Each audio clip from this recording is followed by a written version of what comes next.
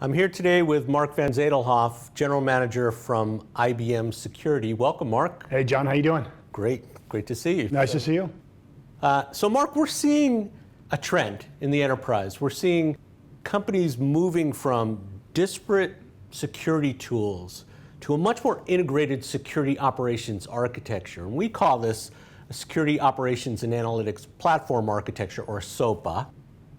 And you know I've written a lot about this. Is this something you're seeing, are you seeing a similar trend at IBM? Yeah, absolutely. So we've been talking for a while about the average, medium to large customer using 135 tools from 40 vendors to do IT security. Yes. And then over the last couple of years, it's been clear to me and my team that our portfolio really segments into two different purposes. One is information risk and protection, right? And the other is SOAPA, as you call it, right? Yeah. And we've had different names. I like yours the best. We've talked about it being Security Operations and Response, SOAR, which is good, except if you spell SOAR differently, it sounds like a pain. Yes. And the one that I think is more descriptive in terms of explaining it is the above and below SIEM market. And that's kind of how I see it. It's the SIEM layer, however it's instantiated, and things are happening above it and below it that I think are worth discussing.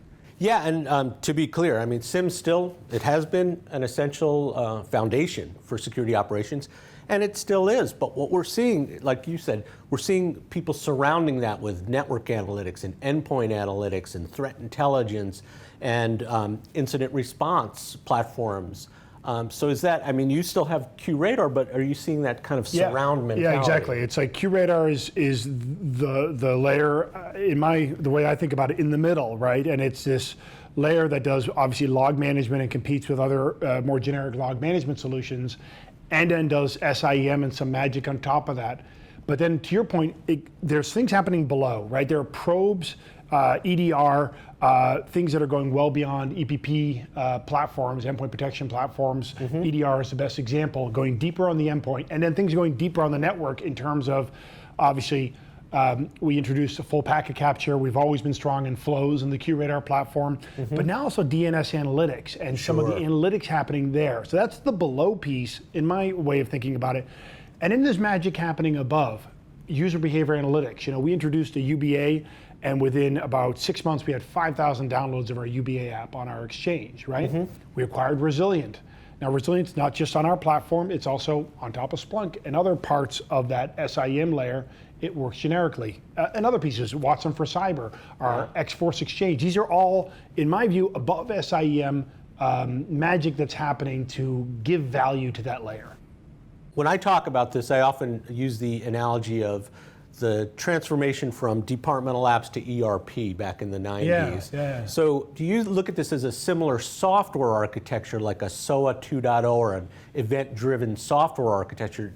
Do you look at it like that at IBM? I do, yeah. I think that's exactly it, and I think that's the architecture. And I think the debate that we're having is how much do we want to only support our own, let's say, collection architecture with modules versus any collection architecture with modules. So what I mean by that is, for example, my user behavior analytics capability, that works just on QRadar.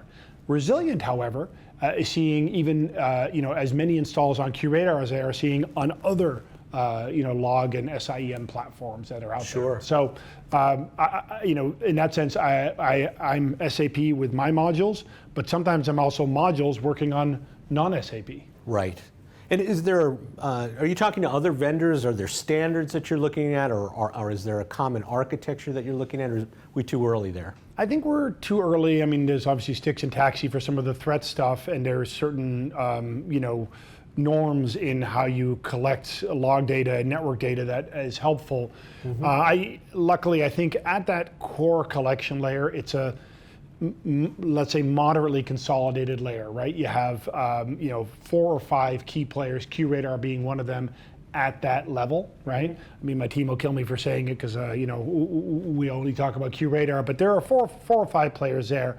So we find, for example, with Resilient and other capabilities, that you got to integrate into those 4 or 5 players, and the APIs are somewhat unique, but not difficult to integrate into. Okay. In terms of building on top of 4 or 5 different SIEMs. Sure. Well, thanks, Marc, and I'm going to trouble you to come back and talk to me again in part 2 of this video series. Is that okay? Looking forward to it. Okay, thanks.